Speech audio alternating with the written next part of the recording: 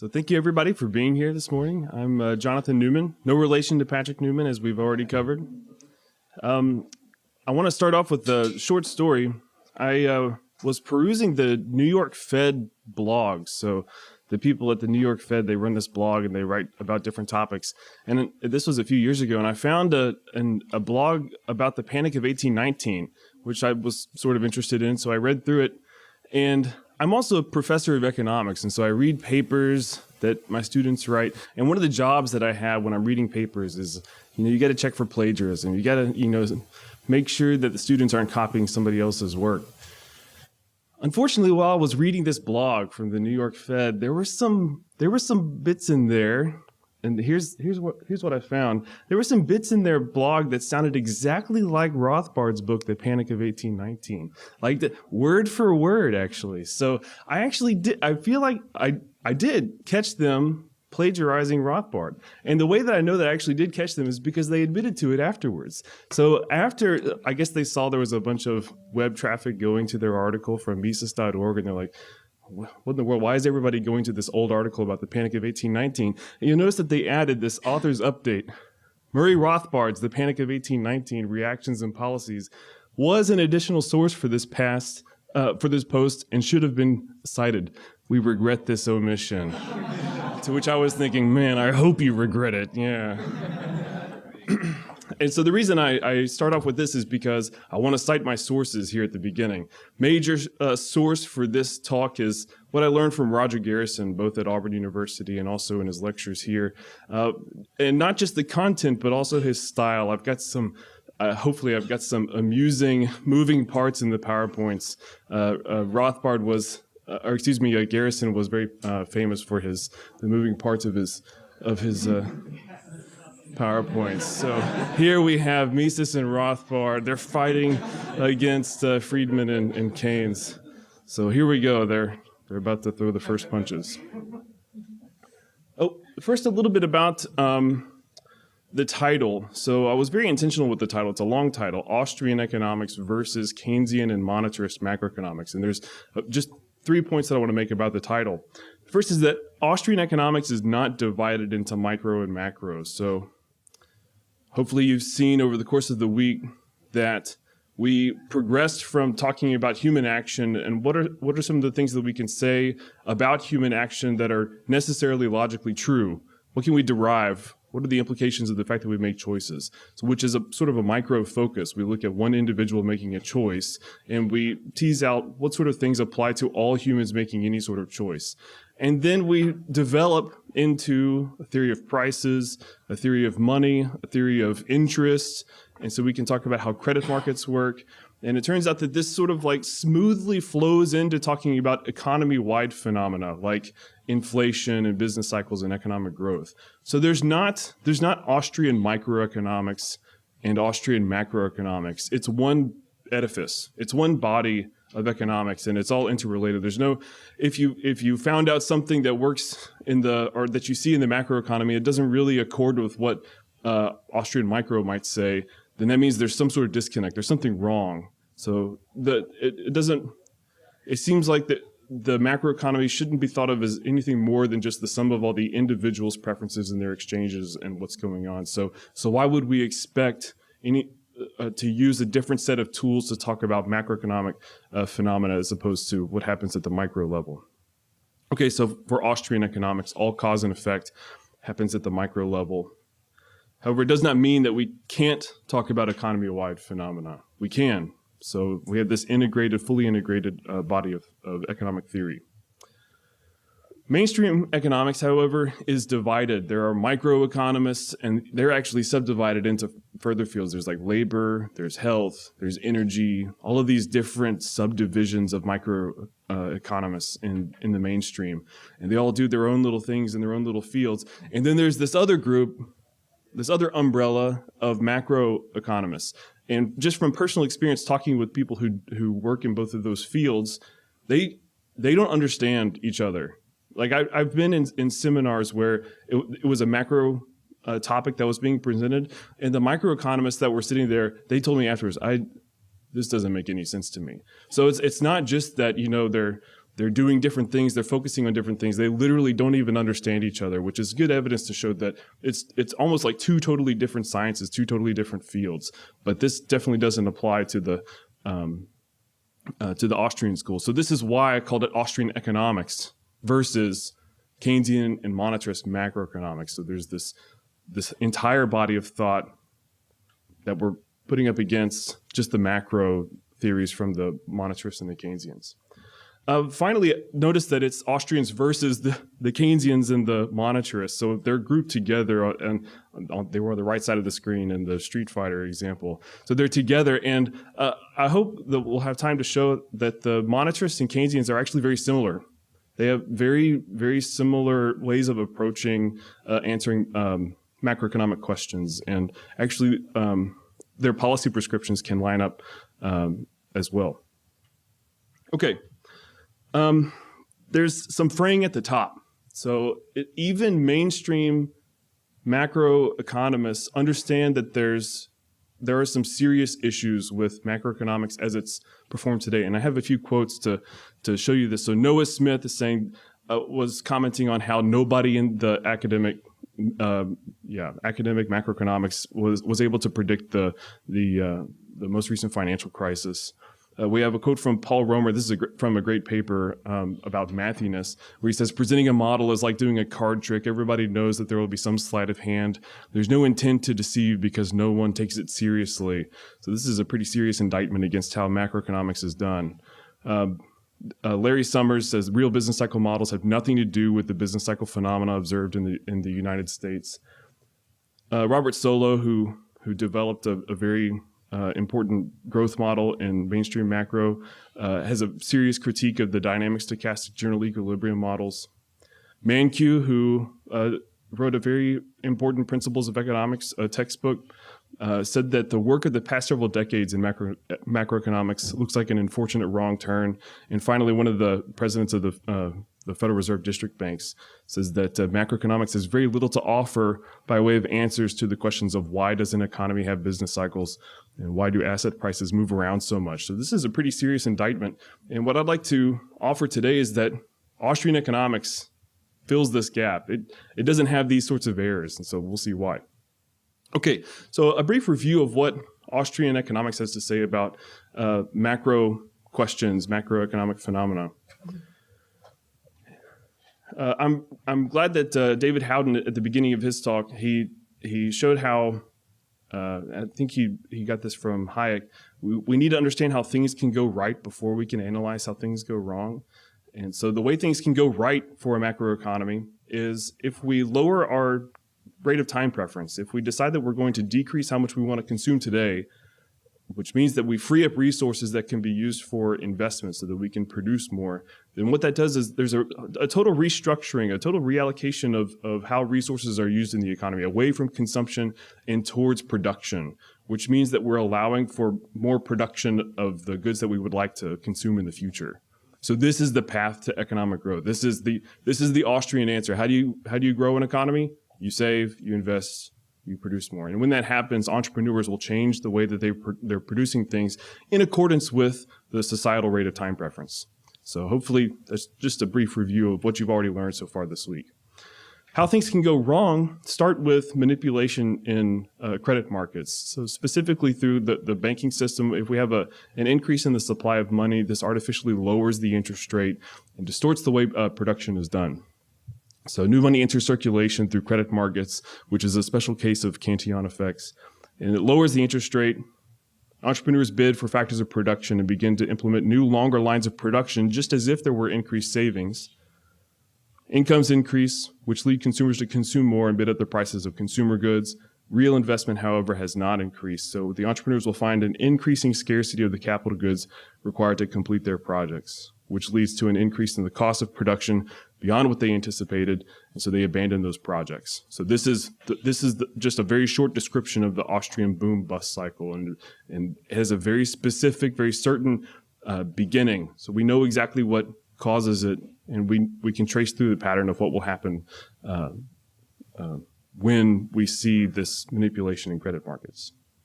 Okay, so now let's do an overview of Keynesian macroeconomics. And we'll talk about I'll do Austrians versus Keynesians, and then I'll do Austrians versus monetarists. And then at the end, I have a slide about how the monetarists and Keynesians are the same. So Keynesian macro is based on the circular flow model. So this is sort of the base. This is the foundation of Keynesian macroeconomics, whereas the base or foundation for Austrian macroeconomics are talking about economy-wide things would be looking at the structure of production. So Keynes decided to look at the economy as if it's a circular flow. We have the households and individuals who own the factors of production, own the firms, and also consume the output from the firms. They're on the right-hand side. And they purchase goods and services from the firms in this top market. There's the market for goods and services at the top. And then firms produce that output by using the factors of production that they get from the households and individuals in the bottom market. So they purchase those factors of production in the bottom part. And so we have a flow of money that emerges in the economy. So households and individuals are spending. That spending is revenue for the firms. And then the firms take that revenue and they pay it out as income to the factor owners. So the people who own the labor own the capital. And anything that's different, it goes to entrepreneurship or entrepreneurs. So entrepreneurship is viewed as a factor of production in this model, which is very different from the way Austrians would treat entrepreneurship. So this is taken as an equilibrium condition. If we have income, which is capital Y in this model, if it's equal to the level of expenditures, which is capital E, then Keynes said we have an equilibrium. This economy is stable. The spending on the top half is the same as the spending on the bottom half. The flow is even. And so if we can set these two magnitudes, these two spending flows equal to each other, we get income equals expenditure. And this is the equilibrium condition in the Keynesian model. Expenditures are disaggregated a bit into consumption spending, investment spending, and government spending, and also net exports. But just for our purposes today, I'm just going to assume a closed economy. So consumption spending is C, investment spending is I, and government spending is G. The first graphical model of using this equation was called the Keynesian cross, or the income and expenditure model.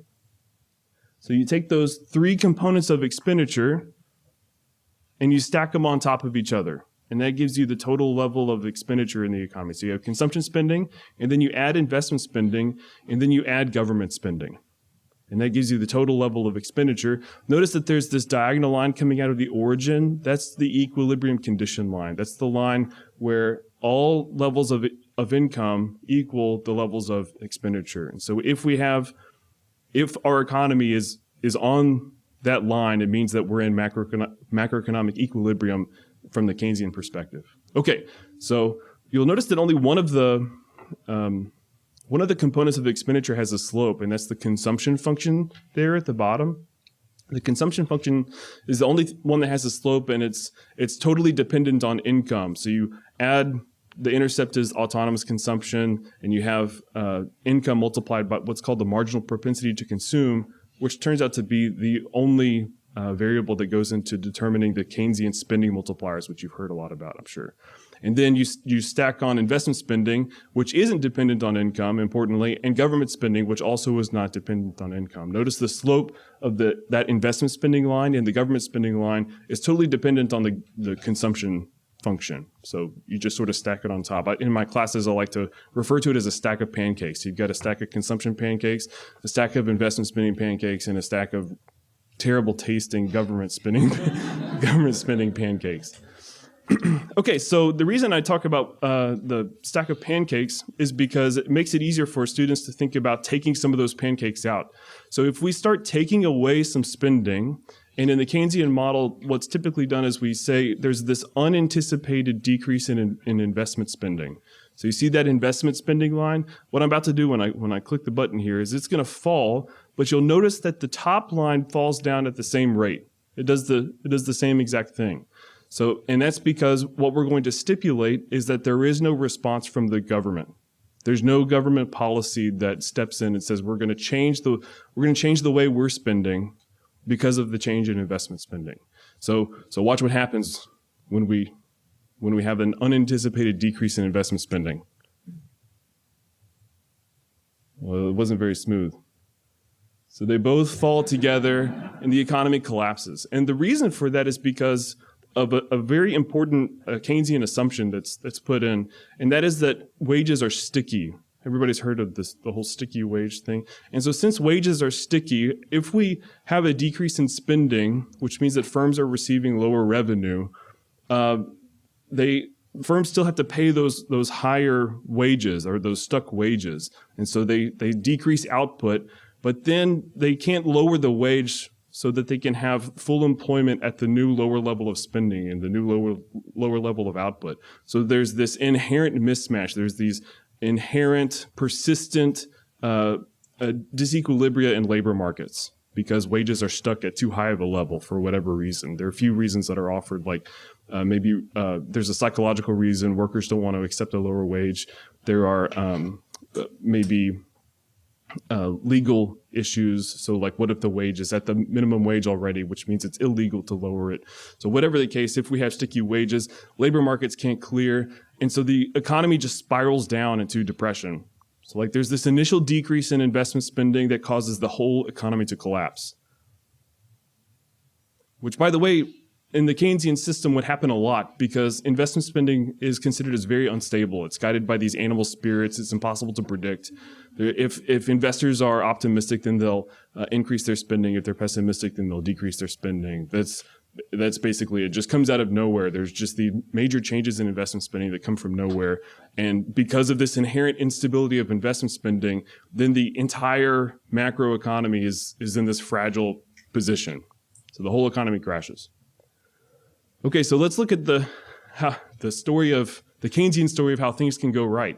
So we had this unstable investment spending component. However, in this scenario here, we're stipulating that the government spending component completely makes up for any changes in the investment spending component. So there's a rule. So if there's a change in investment spending, then the government increases or decreases their spending to perfectly offset it. So you notice that the top line doesn't move in this case.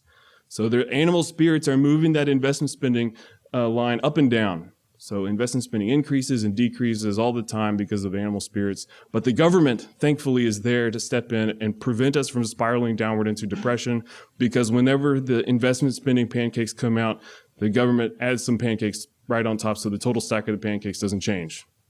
So, and that's what matters. We just want the stack of pancakes to stay the exact same size so that we don't have the spiral downward effect because of sticky wages. Oh, by the way, so we're in the judge's room. I guess I should say the judge's jurisdiction. And so he allows questions. So people have encountered these models in their classes. And so it's okay with me if you raise your hand. We can have a more informal question and answer if you like. So if you have any questions along the way, please raise your hand and ask. Okay, so this is the Keynesian story of things working right. Government saves the day is the moral of the story. So that was an early Keynesian model. There was another model in between. So there was the ISLM model, and then after that came the aggregate supply and aggregate demand model. But the story didn't really change. So the policy prescriptions don't change. If we have any sort of unanticipated decrease in spending, this time we'll call it aggregate demand. So the aggregate demand curve is that downward sloping curve here in this graph. If we have any decrease in aggregate demand, then we pull away from the long run level of output, the full employment level of output. We slide down the short run aggregate supply curve, which has its own really weird reasons for being sloped upward, like sticky wages and misperceptions, other sticky prices. So there's some funny things going on in the way that these curves are sloped, but the moral of the story is the same. So the only hope is for some non-market entity to decide to increase spending to offset the original decrease. So I've seen this graph used to explain the Great Depression. So there was this unexpected decrease in investment spending, and then there was a subsequent decrease in consumption spending, and thank goodness FDR came in and increased government spending, and then we had a huge increase in government spending with World War II, and that's what allowed the aggregate demand curve to get us back to our long-run equilibrium. Question? So I'm not proceeding on my neck now. What exactly mean by sticky wages? Okay, so the question is about sticky wages. What exactly are sticky wages? So sticky wages is this Keynesian idea that wages can be stuck for non-market or maybe even non-voluntary reasons. So we know that wages are set by the laborer's diminishing marginal revenue productivity. Sorry, I was searching for the word revenue productivity. However, if there's some sort of decrease in demand for labor based on the change in that worker's revenue productivity, then what a Keynesian economist might say is, for some reason, the equilibrium wage in that labor market won't come down for whatever reason. And it could be that the workers just won't accept it. They won't accept a lower wage, or it could be that there are regulations or cultural reasons for this. So I've seen a number of different reasons for it, but the idea is that for some reason, wages won't come down to the market clearing rate. Another question? In my intermediate micro class or macro class, I guess you kind of said the same thing, but he argued that Keynes argued that eventually wages are going down and going down and going down. At some point, the workers say, no, I'm not taking a pay cut beyond that. Yeah. So there's this distinction between nominal wages and real wages. So even if the workers can achieve the same or even a higher real wage by accepting a lower nominal wage, the argument is that the nominal wages won't go down. So they won't accept the lower pay, even if the goods and services that they can purchase with that lower nominal pay is the same or even higher. So a lot of the reasons have to do with the psychology of workers and the wages that they'll accept. Good point. Any other questions before we move on? Okay, good.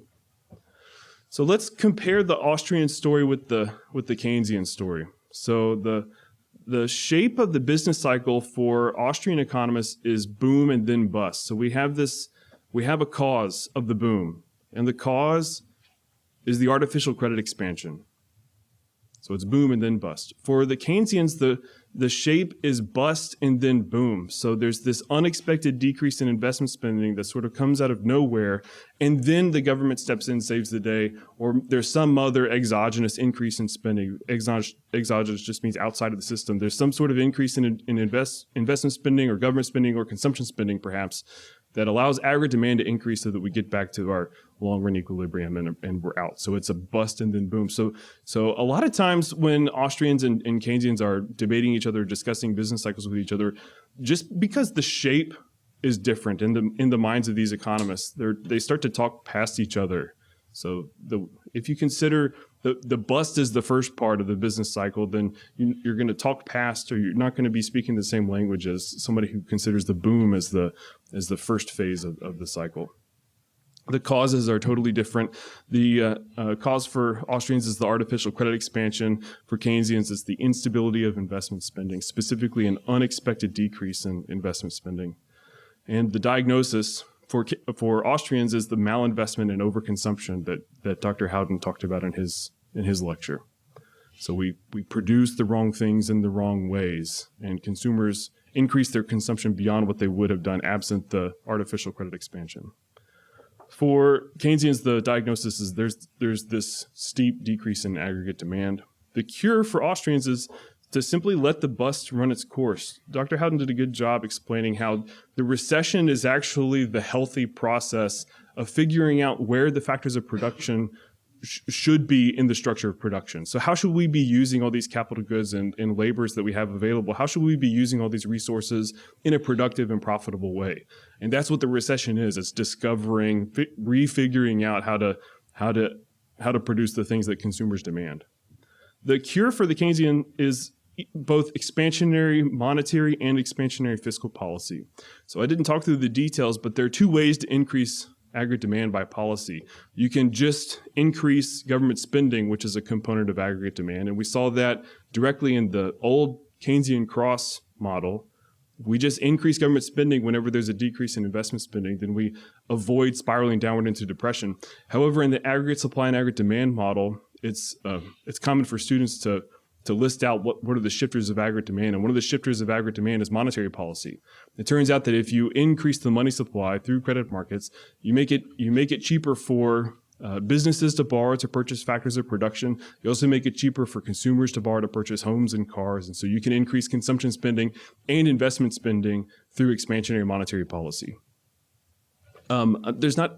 as much literature that I'm familiar with, but you can also, it seems like it's easier to increase government spending as well when you engage in expansionary monetary policy because the government can finance debts cheaper.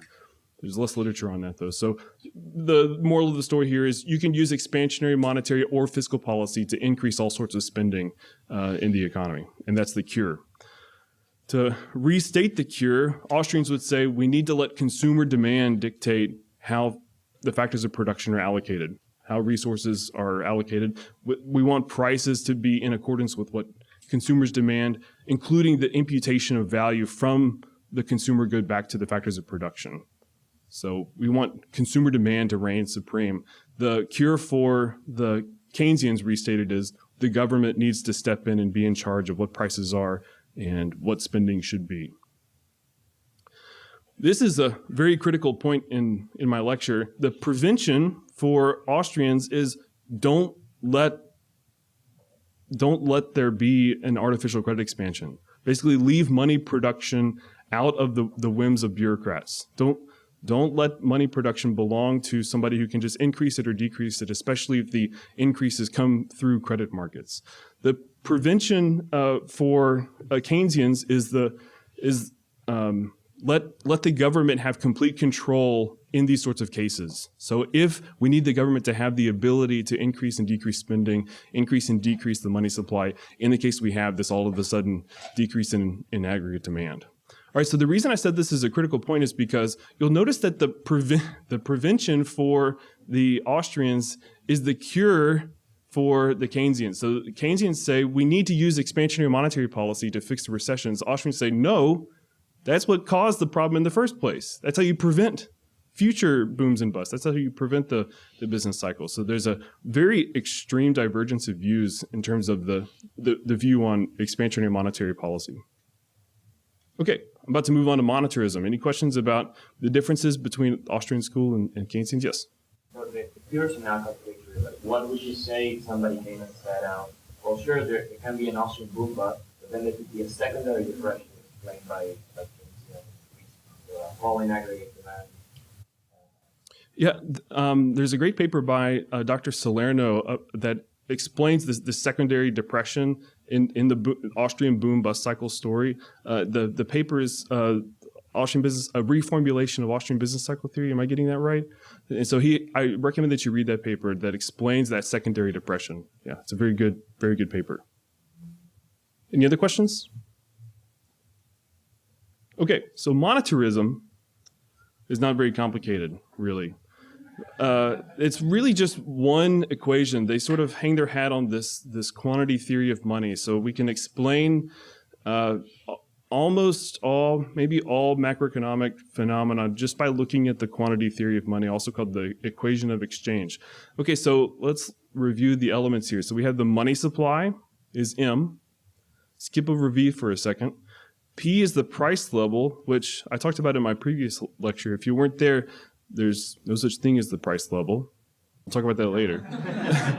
And then Q is output. Sometimes it's T for the total volume of transactions or lowercase y for real output. I prefer just Q. This is how Roger Garrison taught me, and by golly, I'm going to follow Roger Garrison. So MV equals PQ. All right, so the reason I saved V for last is because it's actually defined by the other elements in this equation. So V is called the velocity of money, or the velocity of circulation of the money supply, the turnover rate of the money supply, or how many times the average dollar is spent in the economy, which you get by taking the total level of expenditure, which is prices times the quantity, P times Q, and you divide it by the money supply. So V is literally, it's like super endogenous. It's defined by the other variables in the system. And Rothbard in Man, Economy, and State has a very good section talking about how absurd it is to have a variable in this equation that's only there because you need it to make the two sides equal each other. And the reason this is important is because there's no such thing as the velocity of money in purely logically derived economic theory. So the velocity of money doesn't enter into anybody's choice There's no, like when I'm going out to the grocery store to purchase, the elements to make a burrito, perhaps, I'm not considering, what is the velocity of money today? Or I'm also not considering what is the general level of prices. I'm making my own individual choices based on my value of the cash that I have, my cash balance, and also the goods that I would use to construct the burrito. Okay, so the velocity of money is a strange figure here, and it's defined as total level of expenditure, P times Q, divided by M, the money supply. So if you have $100 in a very small economy, $100 worth of spending, and only $20 exists in this economy, so the true money supply, the money supply for this economy is $20, it would take spending that $20 on average 5 times to achieve the total level of spending. So that's a good way to think about what the velocity of money is. Okay, so how do we think about this equation? So it depends on who's writing, which monetarist you're reading. Friedman, probably the father of monetarism, assumed that the velocity of money is relatively constant, doesn't change much from year to year. And over the time span that he was looking at it, there's been some debate over whether or not he fudged the numbers or he smoothed it out too much. But in his book, A Monetary History of the United States, over the time period that he was looking at, it was relatively stable. Now, outside that time period, it's been shown that there have been some pretty big changes in the velocity of money. But for Friedman's use of this equation, he assumed that velocity stays constant. And as a policy goal, we're going to try to stabilize prices. So the policy goal of Keynesians was to maximize employment, and we want to maintain that full employment level of income. The policy goal for monetarists is to keep prices stable. And the idea here is that if we keep prices stable, that makes it easier for consumers and businesses to make decisions about the present and the future. If they can more confidently, with less uncertainty, make those decisions because of a stable price level, prices aren't changing too much, then we'll have consistent economic growth, which would look like this. So we'll have, steady increases in Q, steady increases in output, which means for this equation to balance out, you have to have the same increases in M at the same time. So simultaneous balanced increases in output with increases in the money supply. So here you can see immediately there's going to be a big disagreement between monetarists and Austrians about increasing the money supply. Specifically because Austrians will say if you increase the money supply, then you're going to start the boom-bust cycle. Okay, so this is one way of looking at the elements of the equation of exchange. The way I've seen some monetarists describe the Great Depression is that the Fed allowed this big decrease in the money supply. So they allowed all the bank failures, which caused the money supply to collapse. So the money supply decreased, and there was this big decrease in output.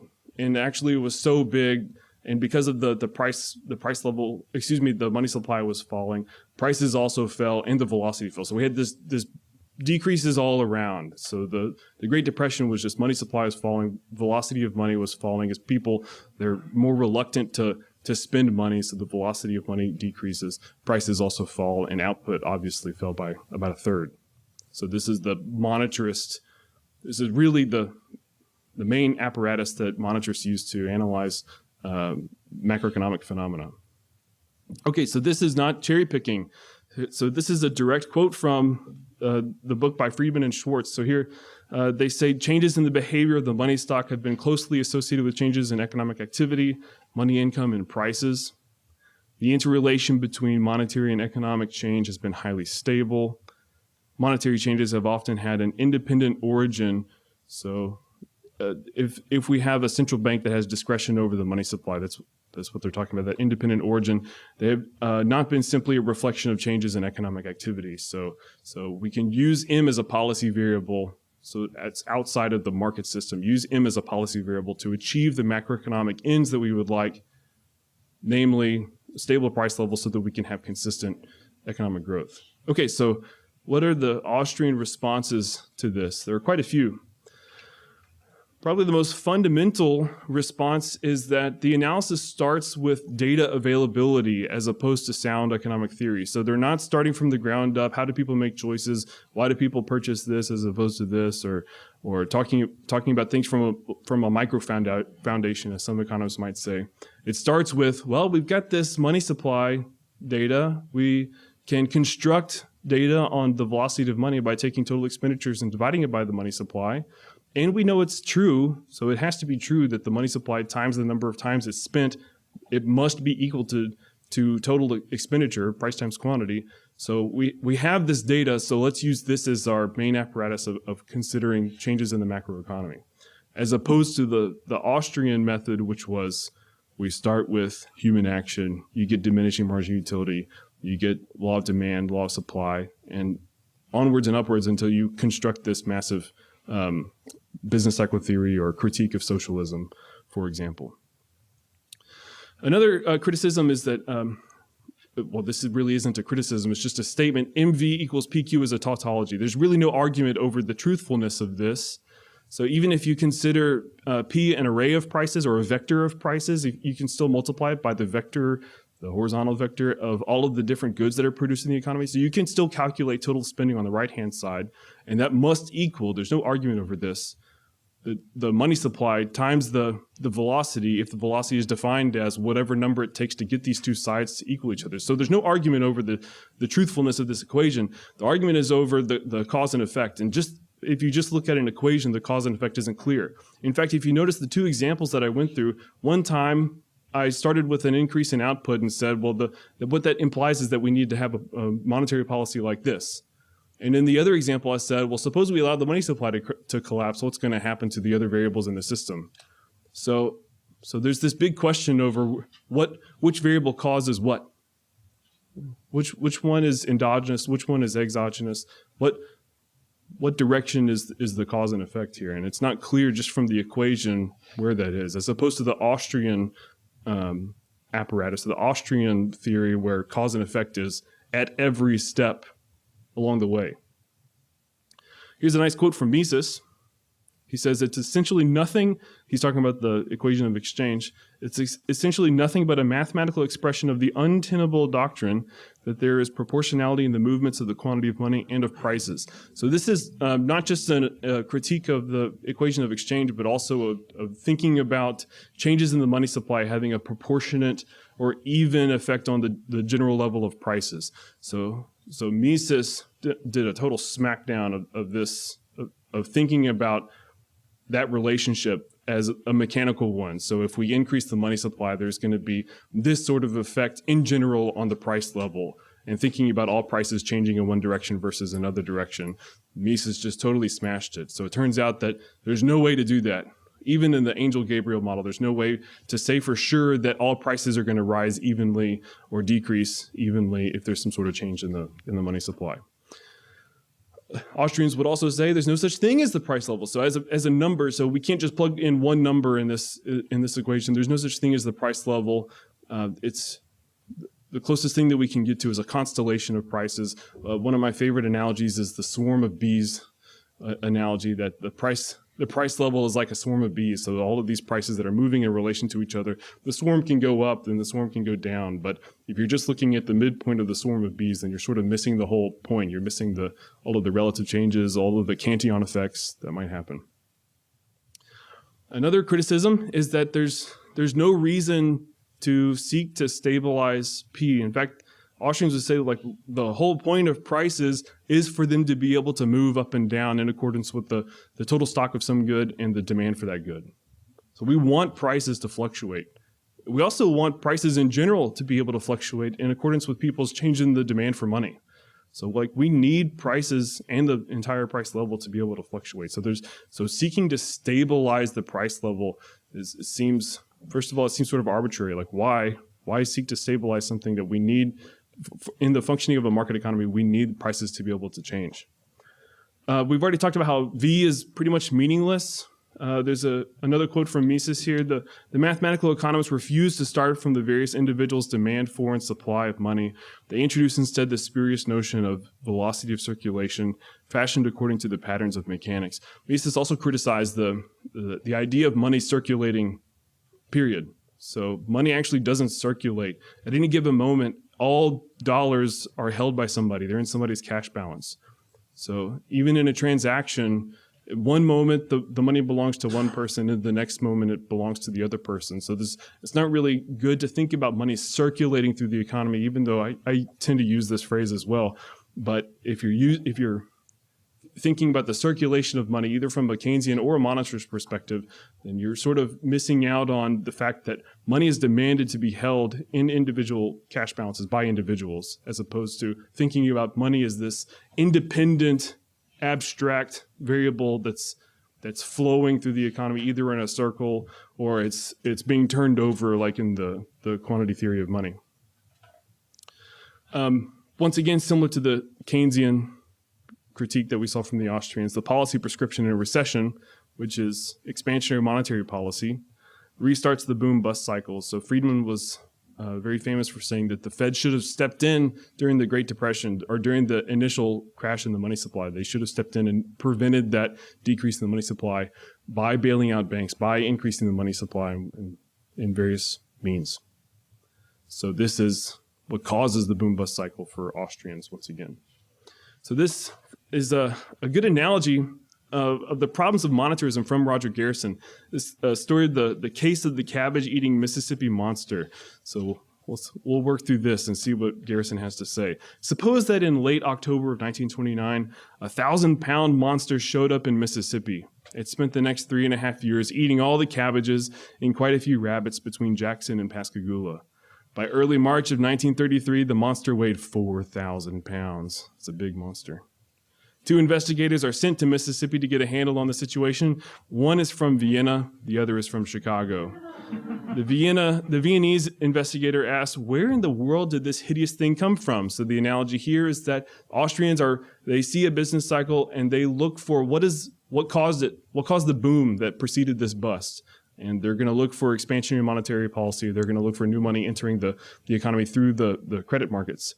And so Garrison says, here I seem to have stacked the cards against the Austrian.